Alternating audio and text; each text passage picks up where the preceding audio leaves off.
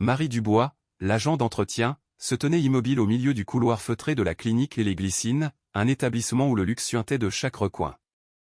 Dans ses bras, blotti dans une simple couverture d'hôpital, se trouvait un nouveau-né, le nourrisson qui, pour la première fois en 3 jours interminables, avait cessé de pleurer.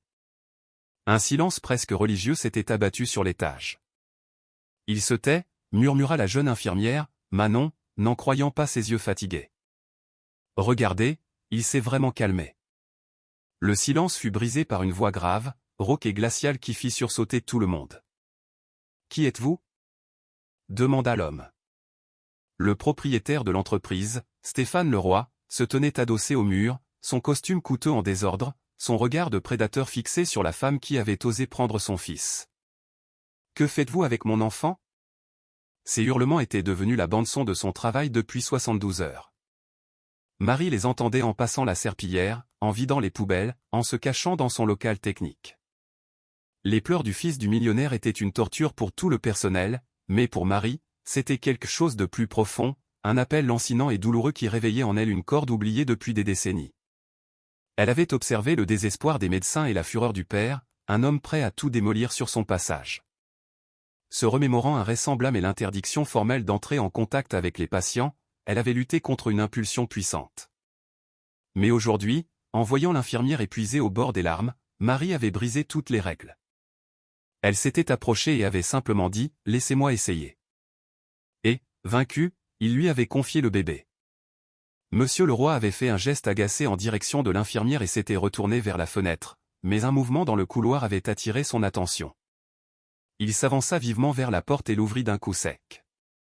Marie, la femme de ménage, se figea, son balai à la main, à quelques mètres de la chambre. Surprise, elle laissa tomber son outil qui s'écrasa sur le carrelage avec un bruit sourd et mat. « Que faites-vous ici » demanda-t-il froidement, la toisant avec un mépris non dissimulé. « Vous espionnez » ? « Non, monsieur, je ne faisais que nettoyer le couloir. »« C'est mon travail, » balbutia Marie, se hâtant de ramasser son balai. « Votre travail consiste à être invisible et silencieuse, » rétorqua sèchement M. Leroy en faisant un pas vers elle. « Et en ce moment, vous êtes sur mon chemin. Cet étage est censé être entièrement vide. Partez. Immédiatement. »« Oui, bien sûr, pardonnez-moi, monsieur, » marmonna Marie sans lever la tête. Elle fit demi-tour avec son chariot et s'enfuit presque au coin du couloir. Mais même de là, à distance, les pleurs déchirants du bébé continuaient de la hanter, réveillant un sentiment d'impuissance douloureuse. Le lendemain, les cris n'avaient pas diminué d'1 décibel. Le son était devenu le bruit de fond de toute l'aile, à la fois omniprésent et angoissant. Marie évitait soigneusement le couloir menant à la suite de M. Leroy, travaillant dans les zones de service. Dans un petit placard rempli de détergent, elle changeait l'eau de son seau quand la porte s'ouvrit en grinçant. Jean, un technicien âgé aux yeux fatigués mais bienveillants, entra. Il était l'une des rares personnes avec qui Marie échangeait parfois quelques mots. « Tu as entendu » demanda-t-il en s'appuyant contre le mur. « On dit que notre millionnaire menace de poursuivre la clinique.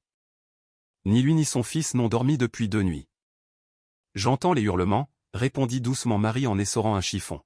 « J'ai pitié de ce petit. » « Bien sûr qu'on a pitié du gamin, mais Marie, reste loin de tout ça, » conseilla Jean. « Hier, le roi a tellement hurlé sur une infirmière qu'elle a fini en larmes dans les toilettes. Donne-lui la moindre excuse, et ils feront porter le chapeau à l'un de nous. Tu te souviens de ton avertissement. » Marie hocha la tête, ses épaules s'affaissant un peu plus. Les paroles de Jean étaient pleines de bon sens. Elle devait penser à son poste, à comment le conserver. Mais au plus profond d'elle, une rébellion couvait. Pouvait-on vraiment ignorer la souffrance d'une si petite créature ? Plus tard, en poussant son chariot dans le couloir, elle fit un détour délibéré qui la ramena devant la suite Leroy. Elle longea le mur opposé, s'efforçant de ne pas regarder la porte, mais ses pas ralentirent involontairement. Un grand médecin aux cheveux poivre et sel, impeccable dans sa blouse blanche, venait d'entrer. Le médecin-chef de la clinique, le docteur Pierre Moreau. M. Leroy lui tournait le dos, mais sa posture tendue en disait long. Ce soir-là, pendant son 2e service, Marie nettoyait la salle de repos du personnel. La porte était entr'ouverte, et les voix étouffées de 2 jeunes infirmières lui parvenaient. « Je n'en peux plus », se plaignait l'une. « Ces pleurs me résonnent dans les oreilles, même à la maison. Et le père, c'est une bête en cage. À quoi tu t'attendais? L'enfant a des constantes parfaites. On a fait tous les tests possibles, allergie, colique, problèmes neurologiques. Il est en parfaite santé, répondit la seconde. Le docteur Moreau lui-même ne sait plus quoi faire. C'est juste un cas inexplicable. Ils disent que sa femme est dans un état critique depuis l'accouchement. Peut-être que le bébé le sent? Suggéra la première. Cette information brisa quelque chose en Marie. L'enfant était en bonne santé, donc sa détresse n'était pas physique. Elle ressentit de nouveau cette intuition vague et oubliée, le souvenir de sa grand-mère disant que les pleurs d'un nourrisson viennent de l'âme, pas du corps. Cette nuit-là, alors que l'étage était presque désert, Marie se retrouva de nouveau dans ce même couloir. À travers la grande vitre de la porte, elle vit M. Le roi. Il était assis dans un fauteuil, son fils hurlant dans ses bras, le visage ravagé. Sa veste était tombée, sa cravate desserrée, et son expression était un mélange de fureur et d'impuissance totale. Il berçait l'enfant maladroitement, ses mouvements rigides et tendus. À cet instant, il n'avait rien du millionnaire tout-puissant, il n'était qu'un père désespéré. Marie remarqua que le bébé se tut une fraction de seconde au passage d'un chariot de linge qui grinçait doucement dans le couloir. Ce bref instant de silence, cette réaction à un son monotone et bas, fit s'arrêter son cœur. Le lendemain matin, une réunion de crise eut lieu dans le service. Le docteur Moreau, tenant un mince dossier contenant les résultats des tests, s'adressa à M. Le roi d'une voix calme et mesurée. L'infirmière en chef se tenait contre le mur, n'osant bouger. « Monsieur le roi, nous avons effectué une batterie complète d'examens, y compris les diagnostics les plus récents. Je peux vous affirmer avec une certitude absolue que votre fils est physiquement en parfaite santé, conclut le médecin. Il n'y a aucune raison médicale à son état. Aucune pathologie, aucune anomalie. M. Le roi leva lentement vers lui un regard lourd, rougi par le manque de sommeil. Alors vous me dites que mon fils hurle sans raison? Vous me prenez pour un imbécile, docteur? Absolument pas, monsieur. Je constate simplement un fait médical, répondit calmement Moreau. Parfois, les nouveau-nés ont de telles réactions. Cela peut être lié à l'adaptation, à une hypersensibilité du système nerveux. Assez de balivernes. Explosa le roi en frappant du poing sur la table. Je ne paie pas cette clinique une fortune pour entendre des conjectures. Soit vous êtes incompétent, soit vous me cachez quelque chose. Je veillerai à ce que la réputation de votre établissement soit anéantie. Nous comprenons votre désarroi, continua placidement le médecin. Nous pouvons, si vous le souhaitez, faire appel à un consultant en sommeil pédiatrique, un spécialiste de ce qu'on appelle les bruits blancs. Parfois. Vous vous moquez de moi? Le roi éclata d'un rire sinistre. Trouvez-moi un médecin, pas un charlatan. La réunion s'acheva sur un échec. Marie, qui nettoyait une salle de soins de l'autre côté du couloir, vit le roi sortir en trombe, suivi d'un docteur Moreau visiblement las. Un instant plus tard, elle l'entendit dire à voix basse à l'infirmière en chef dans le couloir, « Nous sommes dans une impasse. La médecine est impuissante ici. Assurez-vous simplement que l'enfant ne se déshydrate pas. » Seul, M. Le roi se mit à arpenter le couloir comme un tigre en cage. Il sortit son téléphone et commença à faire les 100 pas frénétiquement, hurlant dans l'appareil. C'était précisément le moment où Marie était censée nettoyer cette partie du sol. Se faisant toute petite, elle passa une serpillière le long du mur, aussi discrètement que possible. « Je me fiche du prix. » La voix de le roi résonnait dans le couloir. « Trouvez-moi le meilleur pédiatre du monde. En Europe, en Asie, n'importe où. Je le veux ici demain. Affrétez un jet privé, rachetez une clinique entière, faites ce qu'il faut, mais assurez-vous que demain, quelqu'un puisse aider mon fils. » Marie écouta ces ordres désespérés et comprit une chose simple. Cet homme puissant était habitué à ce que l'argent puisse tout acheter, des jets, des cliniques, les meilleurs médecins. Mais il faisait face à la seule chose qui ne s'achète pas, la paix de son propre enfant. Le jour suivant, la tension à la clinique atteignit son paroxysme. L'air même semblait saturé de désespoir. Marie sentait deux forces contradictoires se battre en elle, la peur primale de perdre son emploi et un instinct quasi maternel qui exigeait une intervention. Pendant sa pause déjeuner, elle s'assit dans le coin le plus reculé du local technique, essayant d'avaler son modeste repas. Le cri du bébé parvenait même jusqu'ici, assourdi mais persistant, comme une rage de dents. Jean ouvrit de nouveau la porte. Il tenait une tasse de café fumant et semblait encore plus fatigué que d'habitude. Il s'assit en silence face à Marie et but une longue gorgée.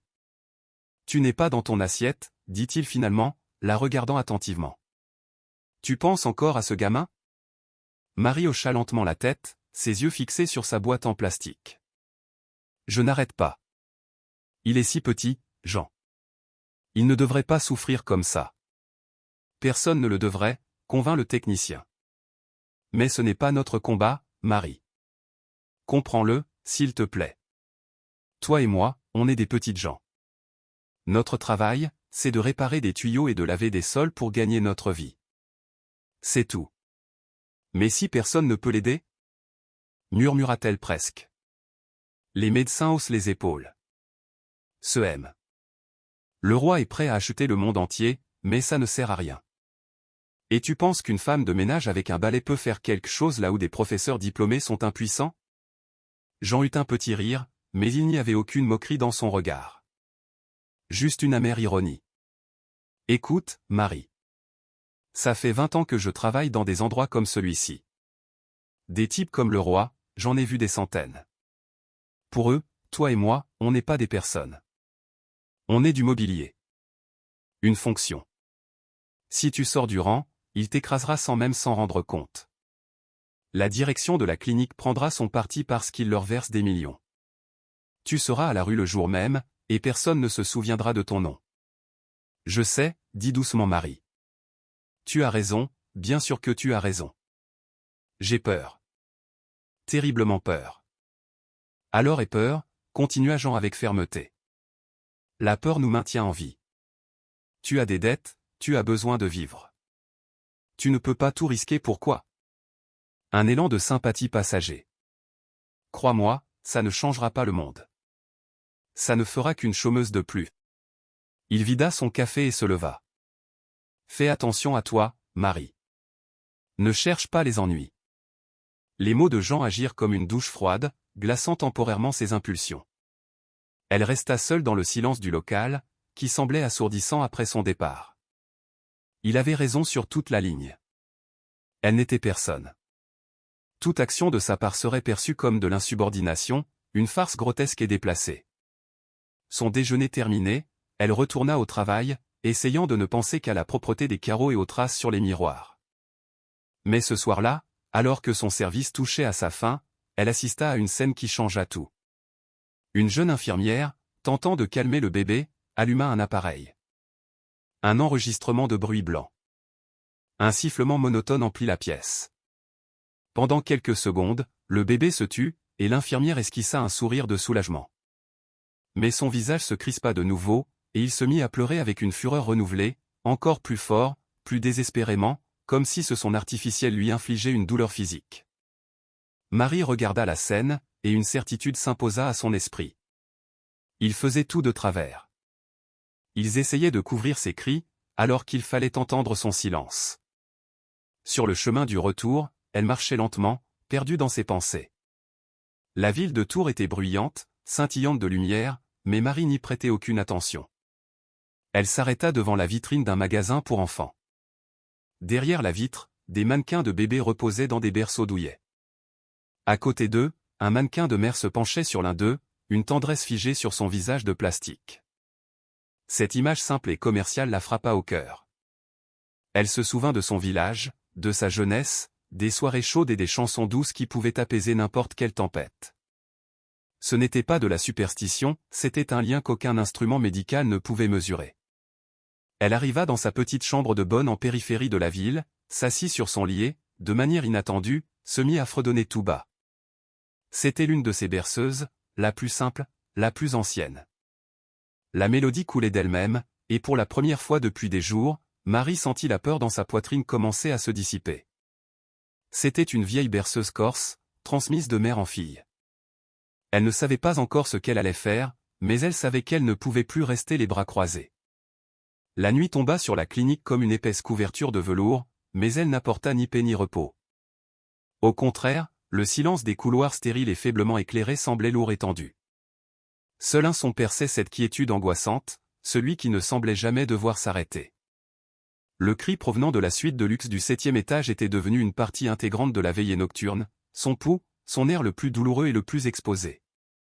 Il filtrait à travers les portes massives, se répercutait sur les murs carrelés, s'infiltrait dans les conduits de ventilation et imprégnait les recoins les plus éloignés de l'étage comme une brume toxique. Marie terminait son service, sentant une fatigue pesante s'infiltrer dans chaque cellule de son corps. Son dos lui faisait mal à force de se pencher constamment, ses épaules étaient endolories par les mouvements monotones de la serpillière, et ses oreilles bourdonnaient de ce son incessant, un écho fantomatique du cri d'un enfant qui semblait s'être logé dans son crâne et qui vibrait maintenant même quand elle se bouchait les oreilles. Elle finit de laver le sol du dernier et plus long couloir, polissant méticuleusement toutes les poignées de porte en acier brossé jusqu'à ce qu'elles brillent, comme si elle essayait de trouver dans cet acte mécanique et déterminé un salut au chaos qui régnait à quelques dizaines de mètres de là. Maintenant, poussant lentement et lourdement son chariot grinçant devant elle, elle se dirigeait vers son local, son petit refuge où elle pourrait enfin se changer et se retirer dans le silence retentissant de la ville nocturne, où les lamentations se dissoudraient dans le grondement de la circulation et du vent. Son chemin passait inévitablement par le poste des infirmières de nuit. Derrière le haut comptoir, sous la faible lueur d'une lampe de bureau, était assise une très jeune femme, la tête appuyée sur ses bras croisés. Ses épaules étaient secouées de légers tremblements. Marie la reconnut. C'était Manon, l'infirmière stagiaire qu'elle avait vue plus tôt. Celle qui avait tenté, avec un mélange d'espoir et de désespoir, de calmer le petit Leroy avec l'enregistrement de bruits blancs, subissant un échec cuisant. Marie s'approcha en silence, essayant de ne pas faire de bruit inutile, et gara son chariot dans l'ombre, derrière un grand ficus. Les roues grincèrent, produisant un son semblable au cri d'une souris. Manon tressaillit au grincement et leva la tête. Son visage, habituellement frais et rose, était maintenant pâle et tiré, et ses grands yeux étaient rouges de larmes réprimées et de manque de sommeil. En voyant Marie, elle rougit, passant vivement la main sur ses joues pour essuyer les traces humides. « Nuit difficile ?» demanda doucement Marie, presque dans un murmure. Sa voix était à peine audible par-dessus les pleurs incessants, qui, hors de la chambre, semblaient frapper directement les tympans. Manon laissa échapper un sanglot étranglé, comme si une simple question de compassion avait fait voler en éclats le barrage de son sang-froid. « Vous n'imaginez pas, murmura-t-elle, se massant les tempes comme pour apaiser une douleur lancinante. C'est l'enfer. Un enfer sans fin. Il ne s'arrête pas une seconde. Je crois que je deviens folle. Ces cris me hantent même dans mes rêves. Je rentre chez moi, je m'allonge, et je les entends encore dans ma tête. » Marie hocha la tête avec compassion, faisant quelques pas vers le comptoir. Elle connaissait ce sentiment. Et le père ? M. Le roi ? Oh, M. Le roi. Il a complètement perdu la tête. Manon baissa la voix jusqu'à un murmure conspirateur. Elle jeta un coup d'œil vers le couloir sombre menant à la chambre, comme si elle craignait qu'il puisse les entendre à travers les murs. Il y a 1 heure, il a mis le docteur Edwards à la porte. Vous imaginez ? Le docteur Edwards, le chef de la néonatologie, une sommité. Il est venu pour sa visite de routine du soir, et le roi s'est juste planté sur le seuil, comme un roc, en sifflant que c'était encore un autre tortionnaire en blouse blanche, que nous étions tous des incapables, que tout ce que nous faisions était de piquer le bébé et de le torturer avec nos tests, et qu'il allait s'en occuper lui-même. Il a presque poussé le docteur hors de la porte. Edwards était blanc de rage, mais que pouvait-il faire ? Il a donné l'ordre de ne pas approcher le roi jusqu'à l'arrivée de Moreau demain matin, pour éviter un scandale encore plus grand. Alors maintenant, il est là-dedans, seul. Complètement seul ? Demanda Marie, le cœur battant. Tout en elle se figea. Un homme au bord de la crise de nerfs et un bébé hurlant. Un mélange volatile, prêt à exploser à tout moment. Oui, confirma Manon, bâillant si profondément que sa mâchoire craqua. Il a verrouillé la porte de l'intérieur. J'ai entendu le clic de la serrure. Il a dit de ne le déranger sous aucun prétexte avant la visite de Moreau. Absolument personne. Et pour être honnête, elle baissa de nouveau la voix, j'en suis bien contente. Moins de cris et de menaces pour moi. Mais je m'inquiète pour le bébé. Il est si petit. Et son père?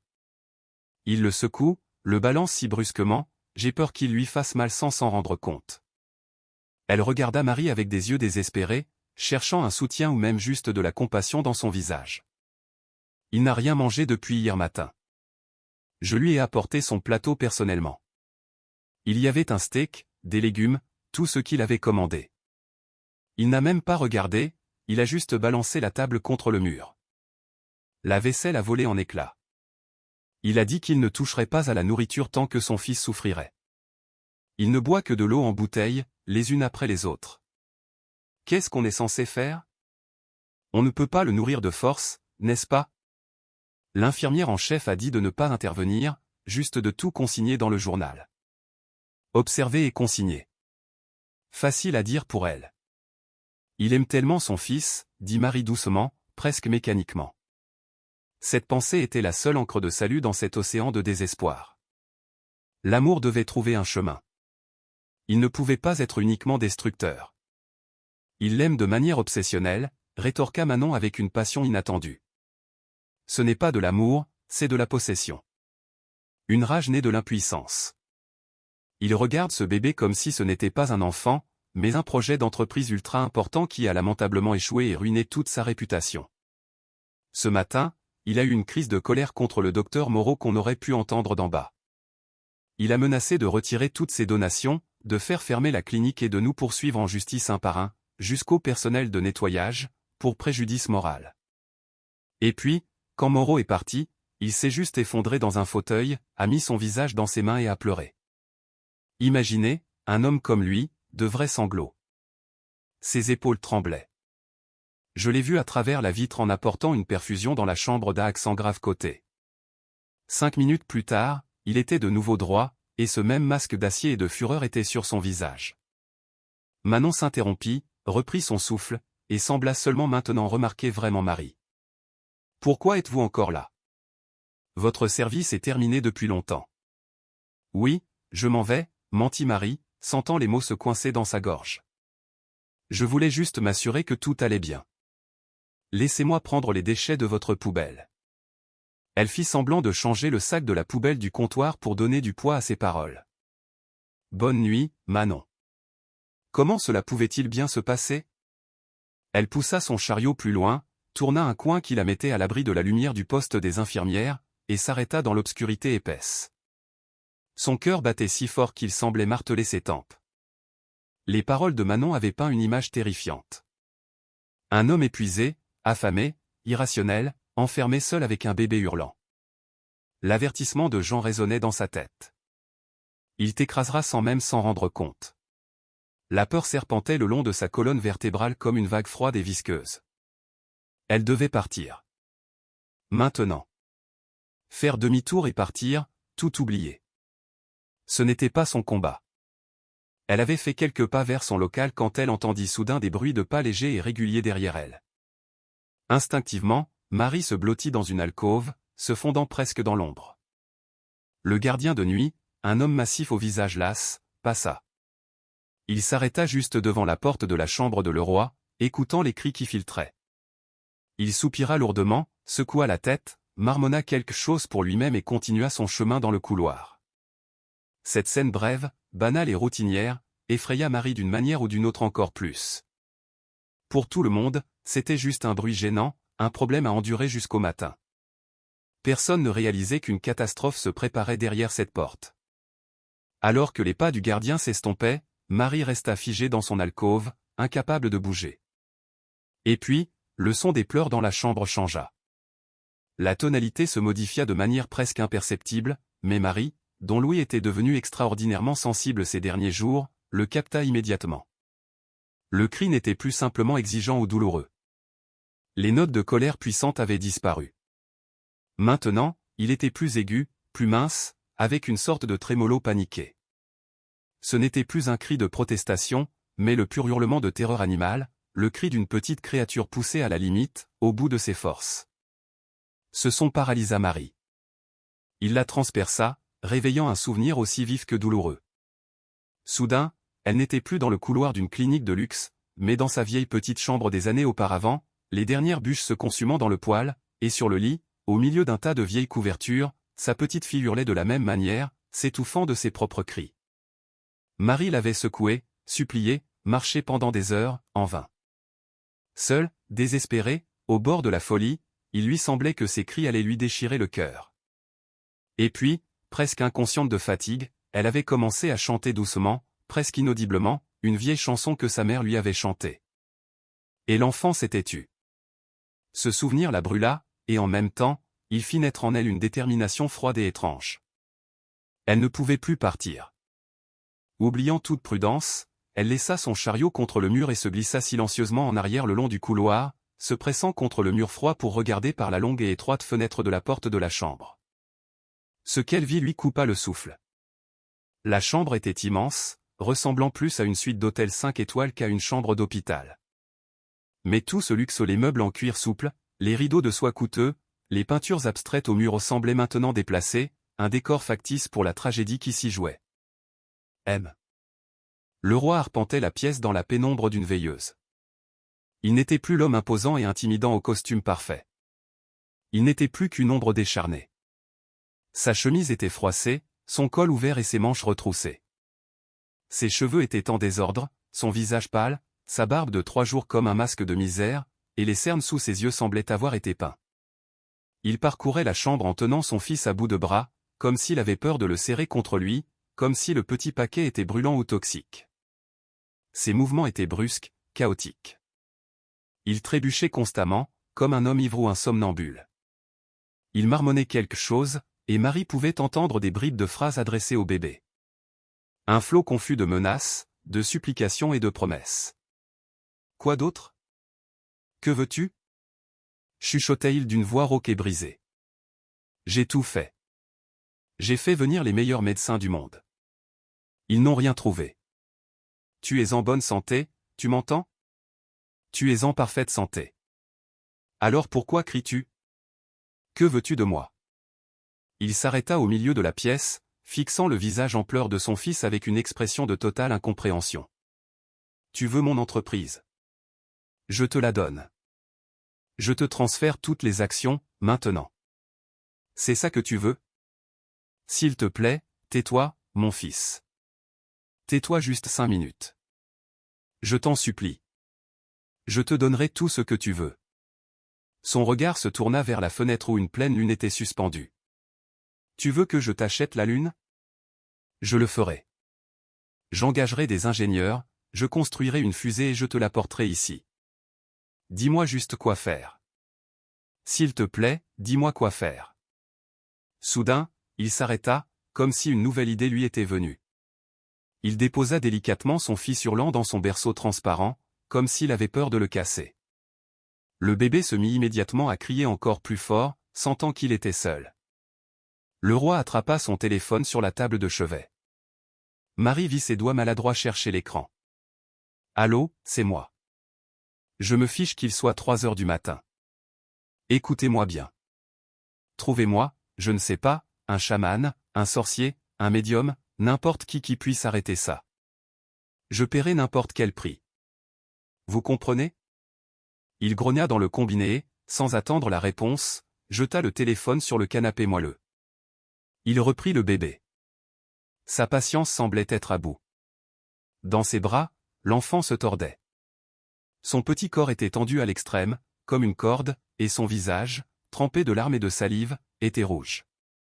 À un moment, lors d'un virage insensé, le roi trébucha sur le pied d'une table basse. Pendant une fraction de seconde, il perdit l'équilibre. Son corps bascula en avant. Ses mains tenant le bébé se desserrèrent, et le paquet contenant l'enfant bascula dangereusement, manquant de lui glisser des bras. Marie laissa échapper un hoquet, sa main plaquée sur sa bouche pour étouffer un cri. La terreur se figea dans ses yeux. Il sembla s'écouler une éternité avant que le père, avec un grognement rauque, ne retrouve son équilibre et ne serre convulsivement son fils contre sa poitrine. Ce moment fut la goutte d'eau qui fit déborder le vase pour Marie. Elle vit sur le visage de le roi non pas de la colère, mais une peur animale. Il venait de réaliser qu'il avait failli laisser tomber son fils.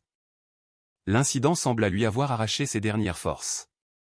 Il s'effondra dans le profond fauteuil en cuir, complètement épuisé, et laissa tomber sa tête en arrière. Il ne berçait plus son fils, n'essayait plus de le calmer. Il le tenait simplement, fixant le plafond avec des yeux vides et fous, tandis que celui-ci continuait de hurler frénétiquement à son visage. Toute sa peur, tous les avertissements sensés de Jean, toute la prudence qui lui avait été inculquée pendant des années s'évanouirent sans laisser de traces. Face à elle, il n'y avait pas un millionnaire tout-puissant et son héritier. Il y avait deux êtres humains épuisés et désespérés, un père et un fils, poussés à leurs limites, piégés dans un cercle vicieux de douleur et de peur, incapables d'en sortir par eux-mêmes. Encore un peu, et l'irréparable pourrait se produire. Elle n'était plus Marie Dubois, une simple femme de ménage avec un avertissement dans son dossier. À cet instant, elle était la seule adulte dans la pièce. Elle était une femme qui savait comment briser ce cercle. Elle était une mère qui se souvenait comment calmer son enfant. Elle savait comment les aider. Se retournant, elle marcha doucement mais rapidement le long du couloir. Ses pas, habituellement traînants et fatigués, étaient maintenant légers, fluides et décidés. Elle n'alla pas chercher son chariot. Elle le laissa dans l'ombre, comme une peau de serpent abandonnée, symbole d'une vie passée et soumise. Elle s'approcha de la porte massive en bois sombre de la chambre. Sa main s'arrêta un instant sur la lourde poignée en laiton. Une dernière pensée, désespérée et lâche, lui traversa l'esprit, « Qu'est-ce que je fais ? Ils ne vont pas seulement me renvoyer, ils vont me détruire. Il va me poursuivre, m'accuser d'agression, d'entrée par effraction. Il me prendra tout ce que je n'ai pas. » Mais ensuite, elle entendit de nouveau ce cri de douleur paniqué et étouffé derrière la porte, et tous les doutes s'envolèrent. Il ne restait que ce son et la certitude absolue de ce qu'elle devait faire. Elle prit une profonde inspiration, remplissant ses poumons d'air, puis elle appuya doucement mais fermement sur la poignée. La porte s'ouvrit avec un léger déclic presque inaudible. Elle n'était pas verrouillée. Il avait oublié, ou n'avait plus la force. Marie fit un petit pas silencieux à l'intérieur. La porte se referma lentement derrière elle, la coupant de la sécurité du couloir. L'air dans la pièce était lourd et étouffant, imprégné d'une odeur de stérilité et de désespoir humain. M. Le roi, qui tournait le dos à la porte, se retourna brusquement au léger bruit de la serrure. Son visage, dans la pénombre, ressemblait à un masque hagard. En voyant Marie dans son uniforme gris, il se figea un instant, comme s'il n'en croyait pas ses yeux, puis ses traits se tordirent de rage. « J'ai dit que personne ne devait entrer, » siffla-t-il, sa voix comme du métal frotté. « Vous êtes sourde ou vous cherchez juste à vous faire renvoyer ? Sortez. Maintenant. » Il fit un pas menaçant vers elle, tenant toujours son fils hurlant. Instinctivement, Marie se pressa contre la porte. Son cœur battait quelque part dans sa gorge. Toutes les paroles qu'elle avait préparées s'envolèrent de son esprit. Elle leva simplement une main, paume en avant, dans un geste de supplication, regardant non pas lui mais le paquet qui se tordait dans ses bras, et dit doucement, « S'il vous plaît, monsieur. 1 minute. Juste 1 minute. » Sa voix tremblait, mais il n'y avait pas de peur, seulement une prière profonde et sincère. Il s'arrêta à quelques mètres d'elle. Ses yeux la transperçaient. « Je ne veux pas que vous époussetiez cet endroit ou que vous me donniez d'autres conseils idiots comme vos médecins incompétents. Sortez. » Il fit un autre pas vers elle, et Marie sut qu'il ne lui restait que quelques secondes. Elle ignora son ordre furieux. Au lieu de cela, elle fit ce que son cœur lui dictait. Elle ferma les yeux et commença à fredonner tout bas. Ce n'était pas une chanson, juste une mélodie longue et douce, sans paroles. Elle venait du plus profond de son âme. Une mélodie que sa mère avait chantée, et sa grand-mère avant elle. Le son était à peine audible au milieu des pleurs désespérés de l'enfant, mais il était si différent. Il était chaud, vivant, organique. M. Le roi se figea au milieu de son pas. « Qu'est-ce que c'est que ça ? Qu'est-ce que vous faites ? Arrêtez ce bruit !» cria-t-il, mais avec moins de conviction. Le cri du bébé marqua une pause. Il hurlait toujours, mais ce n'était plus un flot continu. Il y eut une brève interruption, une inspiration, puis un nouveau cri, moins chargé de désespoir. Marie ouvrit lentement les yeux et, tout en continuant de fredonner, fit un petit pas dans la pièce. Elle ne regardait toujours pas le roi. Toute son attention était concentrée sur l'enfant. Elle vit son petit corps tendu, ses poings si serrés qu'il tremblait. « N'avancez pas », la prévint le roi, mais sa voix avait perdu sa dureté métallique. La confusion s'y était glissée. Marie s'arrêta. Elle ne voulait pas l'effrayer. Elle voulait seulement qu'il la laisse aider. Sa mélodie prit de l'ampleur, prit forme. C'était une vieille berceuse corse, dont les paroles parlaient d'une rivière calme, d'arbres endormis sur ses rives, et d'une lune se balançant sur les eaux sombres. Elle ne bougea pas, se contenta de chanter, mettant toute sa tendresse dans chaque note. Et puis le miracle se produisit. Le bébé se calma. Ses pleurs ne s'arrêtèrent pas brusquement, mais commencèrent à fondre, comme la neige au soleil de printemps. Les grands cris déchirants laissèrent place à des sanglots, puis à de faibles gémissements, puis à des hoquets spasmodiques et entrecoupés. Le bébé eut quelques hoquets. Le petit corps dans les bras de son père se détendit progressivement. Les minuscules poings se desserrèrent. M. Le roi se tenait absolument immobile, n'osant pas bouger. Il regardait alternativement son fils et cette étrange femme en uniforme gris, une expression de stupéfaction totale sur le visage. Pour la première fois depuis des heures, le silence tomba sur la pièce. Un silence assourdissant, incroyable, seulement rompu par le doux chant de Marie et les reniflements endormis du bébé. Marie chanta encore quelques minutes, jusqu'à ce qu'elle soit sûre que l'enfant dormait profondément. Sa respiration était régulière et profonde. Elle se tut lentement, et le silence devint absolu. M.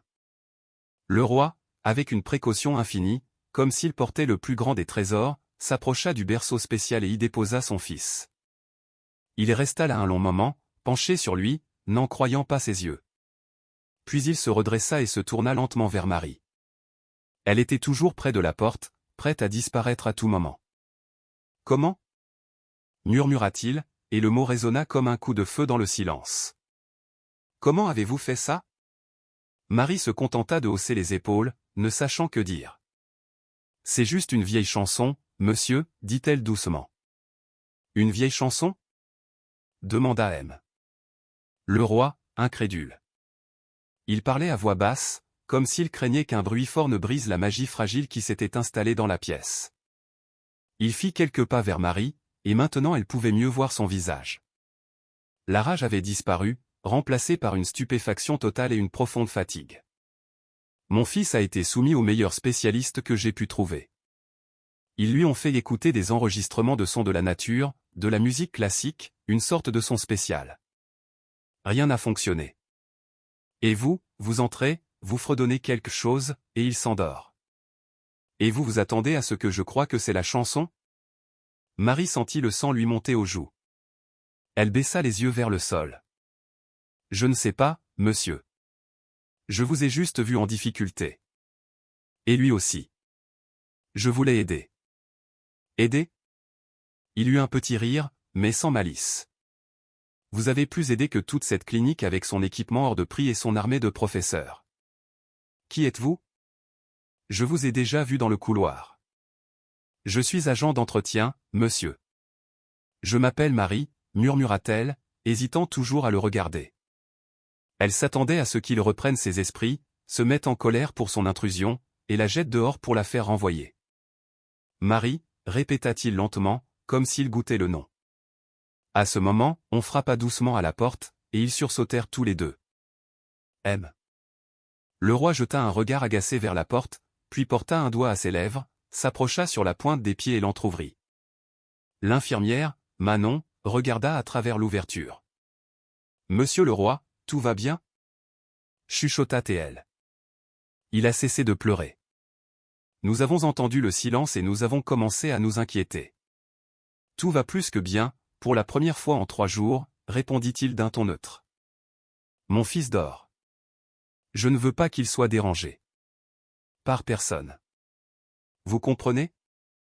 Oui, bien sûr, monsieur, balbutia-t-elle, stupéfaite.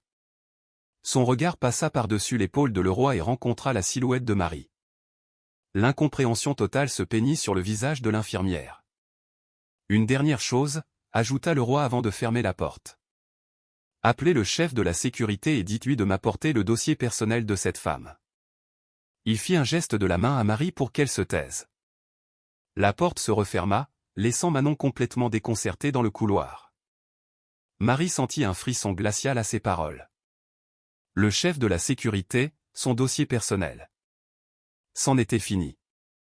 Maintenant, on l'accuserait de quelque chose de terrible, d'avoir enfreint toutes les règles et tous les protocoles possibles. Monsieur, je ne voulais rien faire de mal, je vous en prie, pardonnez-moi, balbutia-t-elle, reculant paniquée vers la porte. Je pars tout de suite. Je n'appellerai personne. Je vais juste. Vous n'irez nulle part, ordonna-t-il. Sa voix était douce, mais elle portait un poids d'autorité qui n'admettait aucune discussion. Asseyez-vous. Il désigna un fauteuil moelleux près de la fenêtre. Marie n'osa pas désobéir. Elle s'assit prudemment sur le bord du siège, se sentant comme une souris prise au piège. M. Le roi prit une autre chaise, la plaça en face d'elle et s'assit. Il la regarda en silence pendant de longues secondes, et Marie eut l'impression d'être examinée sous un microscope. Alors, Marie, dit-il enfin. Parlez-moi de votre vieille chanson. C'est quelle langue? C'est la langue de mon peuple, de ma terre natale, répondit-elle doucement. Et pourquoi tous les bébés s'endorment en l'entendant? Il y avait un scepticisme évident dans sa voix. Je ne sais pas pour tous les autres, murmura Marie. Ma grand-mère la chantait à ma mère. Ma mère me la chantait. On dit qu'elle apaise l'âme. Elle apaise l'âme, répéta-t-il lentement, comme si le concept lui était totalement étranger. Il se pinça l'arête du nez, essayant de traiter ce qui venait de se passer. Écoutez, Marie. Je suis un homme pragmatique. Je ne crois ni à la magie ni à ce genre de sornettes. Il doit y avoir une explication rationnelle. Le timbre de votre voix, une certaine fréquence vibratoire, quelque chose. Peu m'importe ce que c'est exactement. Ce qui m'importe, c'est le résultat. Et le résultat, c'est que mon fils dort paisiblement dans son berceau en ce moment même. Il se leva et se dirigea vers le berceau, regardant son fils avec une tendresse infinie. Je n'ai pas dormi depuis près de 72 heures. J'étais prêt à démolir cette clinique brique par brique. J'ai dépensé assez d'argent pour acheter une petite île pour les consultations des meilleurs médecins, et pendant tout ce temps, la solution était de laver le sol devant ma porte. Il se tourna de nouveau vers Marie. Je ne sais pas ce que vous avez fait, et honnêtement, je ne veux pas le savoir. Mais je sais une chose. Vous ne quitterez pas cet endroit. Du moins, pas avant que mon fils aille mieux et rentre à la maison. Juste à ce moment, l'enfant tressaillit légèrement dans son sommeil et laissa échapper un petit gémissement. M. Le roi se tendit complètement. La peur crispa de nouveau son visage. Marie, par pur instinct, se leva de sa chaise, s'approcha du berceau et recommença à fredonner la mélodie, très doucement. Le bébé se calma instantanément et sombra dans un sommeil plus profond. Marie resta près de lui quelques minutes de plus. Puis, sentant le regard lourd de le roi sur elle, elle retourna à sa chaise. M. Le roi la regardait d'une manière complètement différente. Le scepticisme avait disparu. Quelque chose qui ressemblait à du respect était apparu. Il se rassit. « Combien vous paie-t-on ici, Marie » demanda-t-il sans détour. La question la prit par surprise. « Je ne sais pas exactement, monsieur. Je suis payé à l'heure, à des taux variables. Je n'ai pas besoin des détails. Je vous paierai 10 fois plus. Non, 20 fois. Pour chaque heure que vous passerez dans cette pièce. Votre seul travail sera d'être avec mon fils et de lui chanter cette chanson quand il en aura besoin. Tout le reste ne vous concerne pas. Acceptez-vous » Marie le regarda, les yeux écarquillés, sans voix. 20 fois son salaire horaire. Juste pour s'asseoir et chanter. Cela ressemblait à un rêve insensé.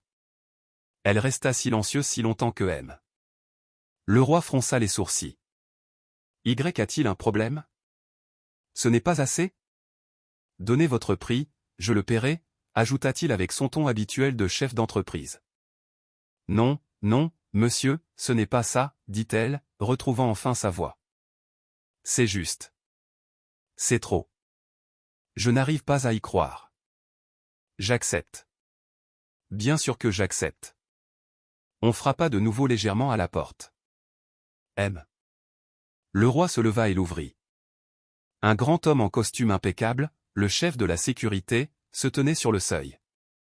Il tenait un mince dossier à la main. M. Le roi prit silencieusement le dossier des mains du chef de la sécurité sans l'inviter à entrer. Attendez dans le couloir. J'aurai peut-être besoin de vous, dit-il, puis il referma la porte au nez de l'homme perplexe. Il se dirigea vers le bureau, alluma la lampe, et sa lumière douce éclaira son visage concentré et le mince dossier qu'il posa dessus. Marie resta assise sur sa chaise, le regardant. L'atmosphère dans la pièce avait de nouveau changé. La gratitude et l'émerveillement initiaux avaient cédé la place à une froideur professionnelle. Il ouvrit le dossier et commença à lire rapidement, ses yeux balayant les lignes. Marie. Votre nom de famille? Demanda-t-il sans lever les yeux de la page. Dubois, monsieur, répondit-elle d'une voix à peine audible. Marie Dubois, dit-il à voix haute, trouvant la bonne page. Âge, 62 ans. Veuve, sans enfant. Nationalité, française. Aucune condamnation, aucune infraction. Un seul avertissement pendant son emploi à la clinique pour communication non autorisée avec un patient. Qu'est-ce que c'est que ça? Il leva sur elle un regard perçant. Marie déglutit.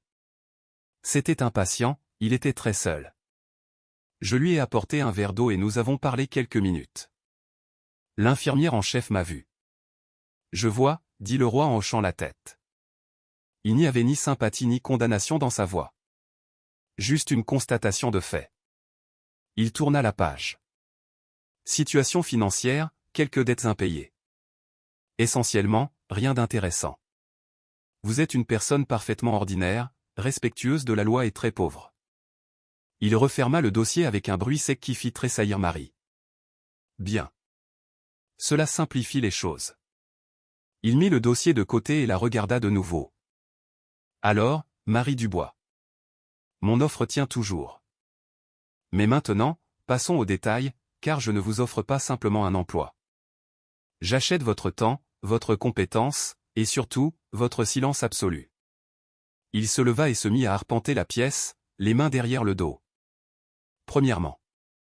À partir de cet instant, vous n'êtes plus une employée de cette clinique. Techniquement, vous êtes licenciée. En réalité, vous êtes engagée par moi personnellement. Je réglerai toutes les formalités avec la direction. Cela ne vous concerne pas. Il s'arrêta près de la fenêtre, regardant la ville nocturne. Deuxièmement. Vous vivrez ici, dans la clinique. La chambre voisine sera préparée pour vous. Tout ce dont vous aurez besoin vous sera fourni. La nourriture, les vêtements, tout sera apporté. Vous n'êtes pas autorisé à quitter ces 2 pièces sans ma permission expresse. Marie l'écoutait, un sentiment d'irréalité mêlé à un frisson croissant dans sa poitrine. Cela ressemblait plus à une peine de prison qu'à un contrat de travail. Troisièmement. Vous ne communiquerez avec aucun membre du personnel de la clinique, à l'exception de l'infirmière de garde qui répondra à vos demandes pour les soins du bébé. Pas de bavardage avec vos anciens collègues, pas de discussion. Pour tout le monde, vous avez simplement disparu. Jean, Manon, n'importe qui. Pour eux, vous n'êtes plus là. Mais mes affaires? Dans ma chambre? Commença-t-elle timidement. Mes hommes récupéreront toutes vos affaires et les apporteront ici demain matin, coupa-t-il. Vous n'avez à vous soucier de rien. Je m'occupe de tout. Votre seule préoccupation est mon fils. Il s'approcha d'elle. Et quatrièmement, et c'est le plus important. Vous signerez un accord. Un accord de non-divulgation très détaillé et très strict. Vous n'aurez le droit de raconter à personne, jamais, ce qui se passe dans cette chambre. Ni à propos de mon fils, ni de moi, ni de vos méthodes. Toute violation de cet accord entraînera des conséquences juridiques et financières que vous ne pourriez pas rembourser en divis. Compris? Marie hocha lentement la tête. Elle était sans voix. Excellent, dit-il, son ton redevenant purement professionnel. Maintenant, le paiement. Je vais transférer l'équivalent d'1 an de votre ancien salaire sur votre compte, maintenant. Le reste sera versé à la fin de notre accord. Toutes vos dettes seront remboursées demain matin. Vous n'aurez plus jamais à vous soucier de l'argent. Il sortit son téléphone, fit quelques gestes rapides du pouce et le lui tendit. Votre numéro de compte bancaire. C'est bien celui-ci? L'écran affichait un formulaire de son dossier personnel. Marie put à peine distinguer les chiffres et hocha de nouveau la tête. L'argent arrivera dans quelques minutes, dit-il en rangeant son téléphone. Maintenant, je vais appeler mon avocat. Il sera là dans 1 heure avec tous les papiers nécessaires. En attendant, reposez-vous. Il se dirigea vers la porte communiquante avec la chambre voisine et l'ouvrit. Voici vos quartiers temporaires. Installez-vous. Si mon fils se réveille, vous savez quoi faire. Sur ce, il sortit dans le couloir, laissant Marie seule dans la chambre luxueuse au milieu de sa nouvelle vie étrange et effrayante. Elle resta assise, immobile, pendant plusieurs minutes, essayant de digérer tout ce qui s'était passé dans la dernière heure. Puis elle se leva lentement et s'approcha du berceau. Le bébé dormait si paisiblement, sa poitrine se soulevant et s'abaissant en un rythme régulier. Elle toucha doucement sa petite main, et dans son sommeil, il serra son doigt. À cet instant, Marie ne ressentit pas de peur, mais une tendresse aiguë. Elle entra dans la chambre voisine. C'était une autre pièce spacieuse et coûteuse, avec un grand lit moelleux, une télévision et une salle de bain privée. Pour elle seule, c'était une fortune. Elle alla à la fenêtre. Loin en bas, la ville où elle avait été si seule brillait de 1000 feux. Maintenant, sa solitude était d'un autre ordre, absolu. Elle était coupée du monde, enfermée dans une cage dorée. Mais à côté d'elle, il y avait une petite créature fragile qui avait besoin d'elle plus que quiconque au monde. Et cela changeait tout. Le premier matin de sa nouvelle réalité fut d'un silence assourdissant. Marie se réveilla dans le grand lit aux draps impeccables et, un instant, crut que tout n'avait été qu'un rêve. Mais elle entendit une douce respiration venant de la pièce voisine et se souvint. Elle se leva rapidement et entra sur la pointe des pieds dans la chambre du bébé. Léo le roi dormait. Pour la première fois, elle pouvait voir son visage non déformé par les cris. Il était incroyablement beau. Un petit nez parfait, des joues potelées, de longs cils sombres projetant une ombre sur sa peau. Elle sentit une vague de chaleur dans sa poitrine. On frappa doucement à la porte. Marie tressaillit, puis se rappelant que c'était son monde maintenant, elle alla ouvrir. Une infirmière inconnue se tenait sur le seuil, une femme d'âge moyen au visage froid et impassible. Elle poussait un chariot de service. « Bonjour. Je suis Valérie, votre infirmière attitrée, dit-elle d'un ton monocorde et impersonnel. Voici votre petit déjeuner. Et voici tout le nécessaire pour la toilette matinale de l'enfant. Si vous avez besoin de quoi que ce soit, appuyez sur le bouton d'appel. Je serai disponible. » Elle parlait en regardant par-dessus l'épaule de Marie, sans aucune chaleur. Elle suivait des instructions strictes. « Merci, dit doucement Marie. Étage M. Le roi M. Le roi est rentré chez lui pour se reposer. Il sera de retour après le déjeuner, dit Valérie.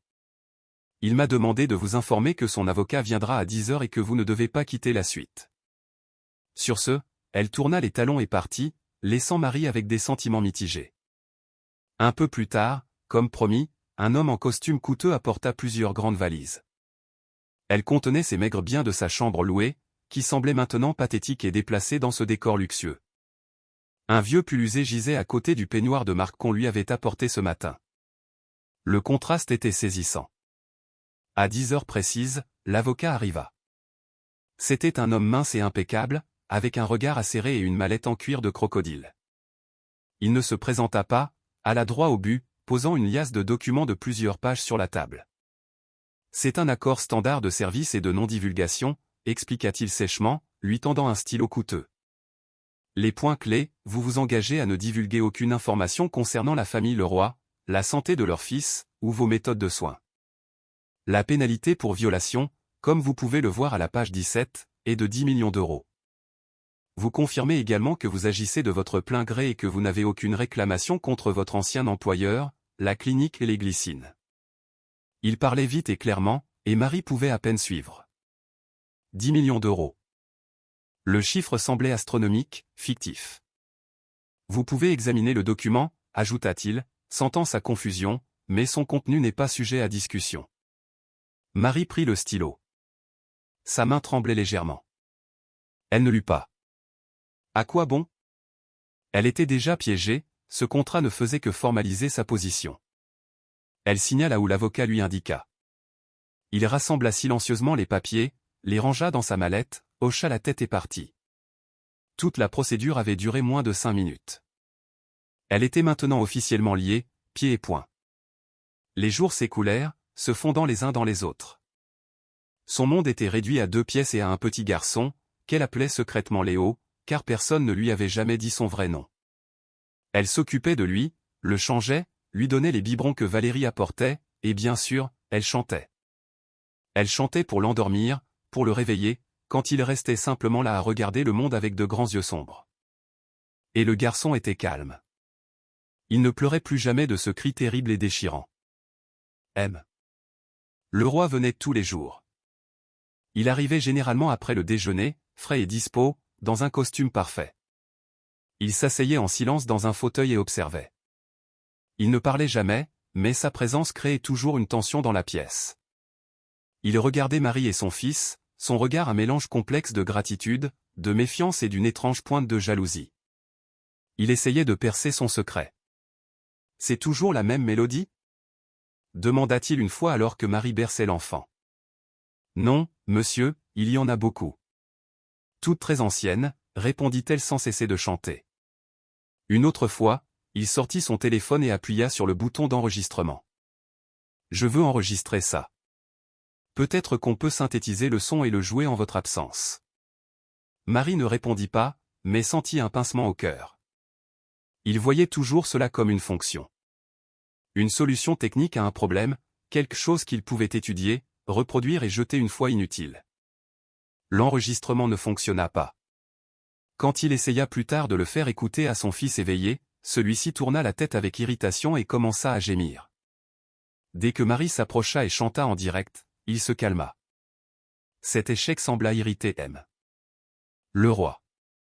Il ne dit rien, mais Marie le vit serrer les poings. Il essayait lui-même de créer un lien avec son fils. Il le prenait maladroitement dans ses bras et essayait de le bercer, mais l'enfant se raidissait et commençait à s'agiter. Il ne pleurait pas, mais Marie voyait qu'il était mal à l'aise. M. Le roi le sentait et le reposait rapidement dans son berceau, puis partait, lançant à Marie un regard lourd, presque hostile. Lui, l'homme puissant qui décidait du sort de société, était impuissant face à son propre fils, alors qu'une simple femme de ménage y parvenait sans effort. C'était humiliant pour lui. Un après-midi, alors que le bébé dormait, Marie se tenait près de la fenêtre donnant sur le couloir. Elle vit Jean passer lentement, poussant un chariot d'outils. Il s'arrêta devant sa porte et la fixa pendant quelques secondes, comme s'il espérait voir quelque chose. Son regard était plein d'inquiétude et de sollicitude.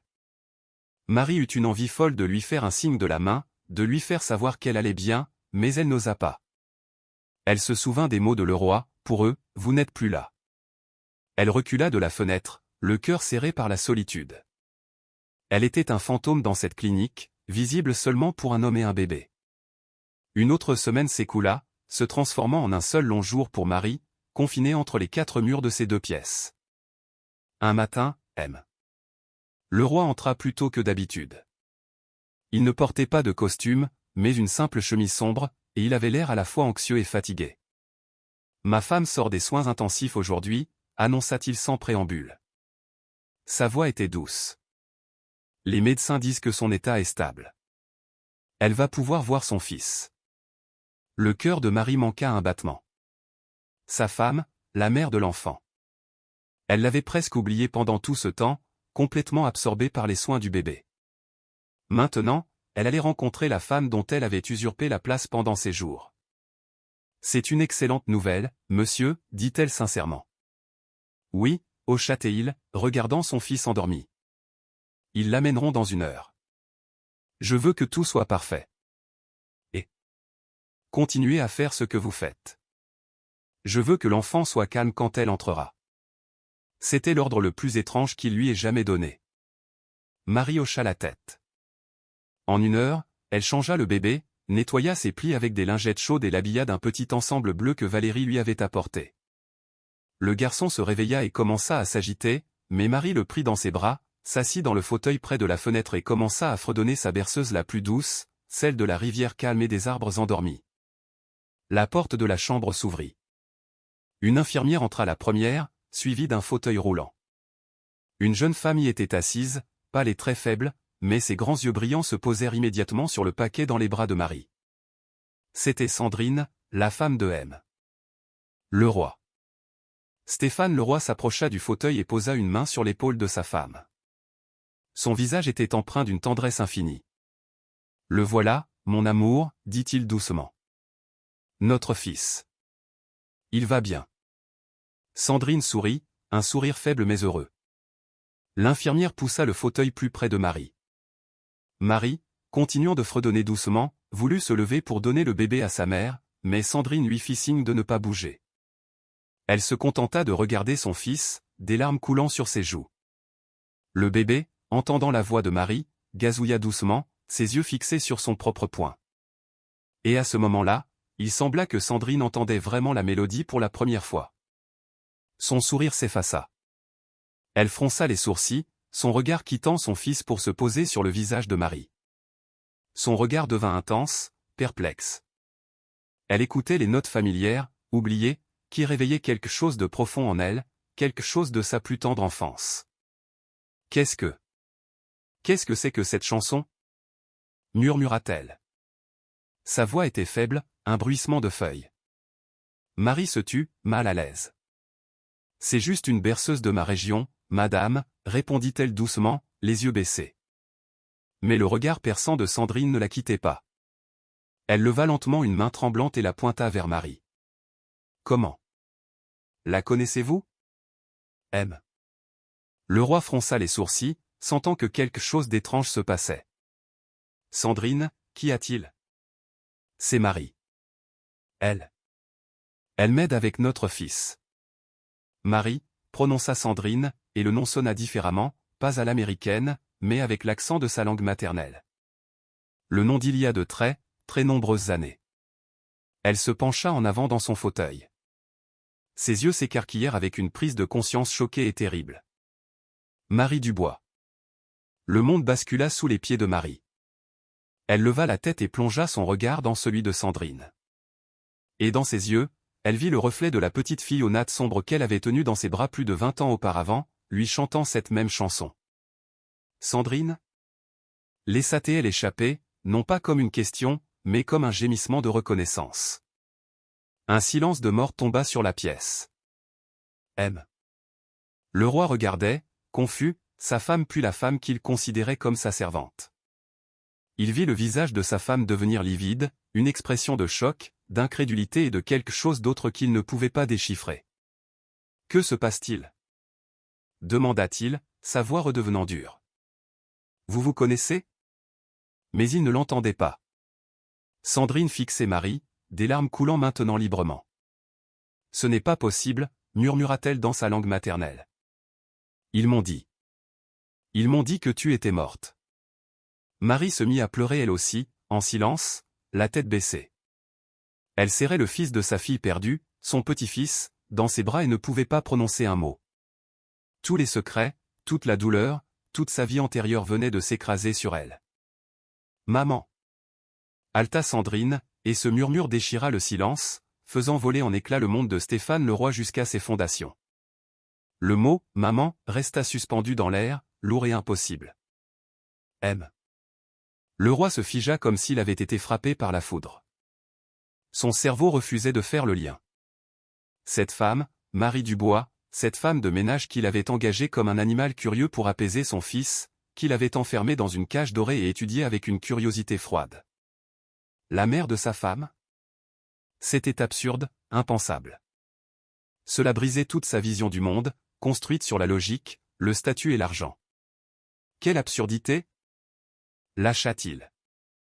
Sa voix était rauque. Sandrine, tu es faible, tu délires. Quelle mère? Tes parents sont morts dans un accident quand tu étais petite. Nous l'avons vu dans les documents. Sandrine ne le regardait pas.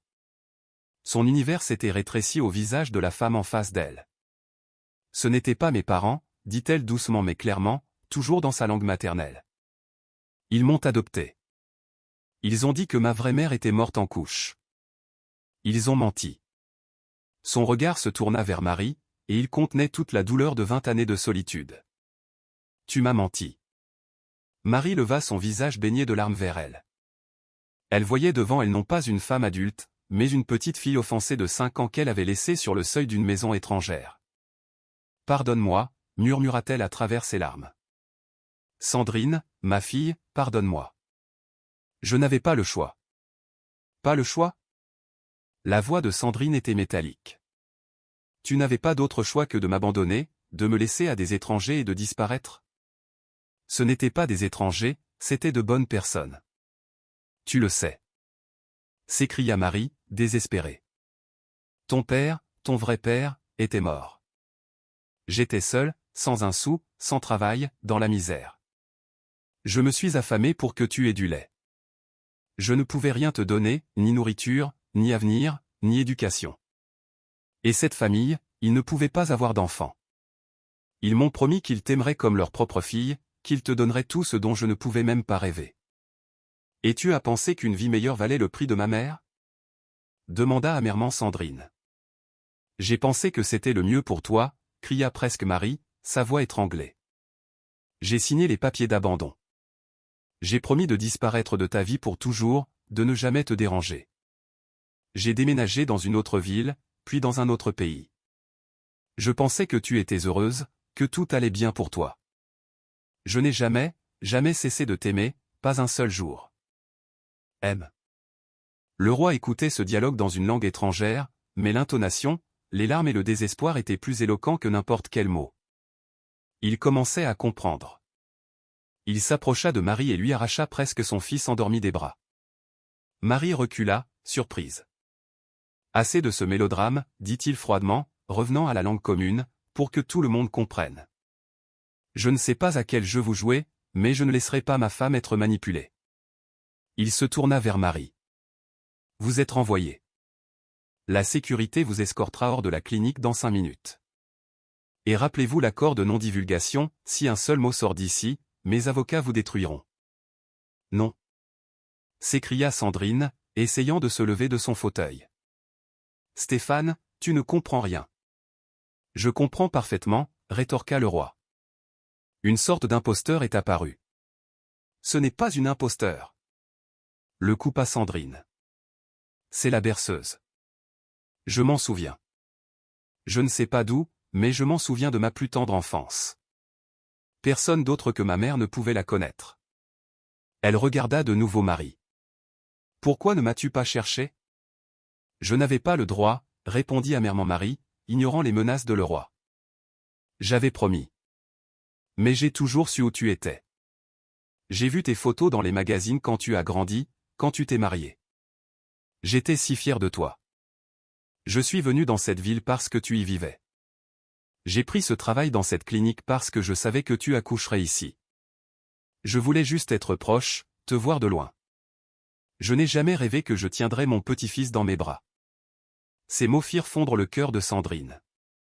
Toute sa rancœur s'évapora, laissant place à la compréhension d'un sacrifice immense, inimaginable.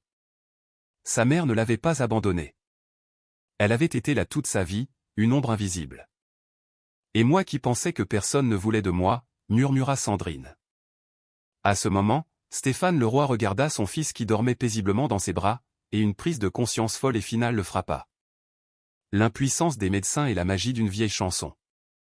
Ce n'était pas de la magie, c'était la mémoire du sang.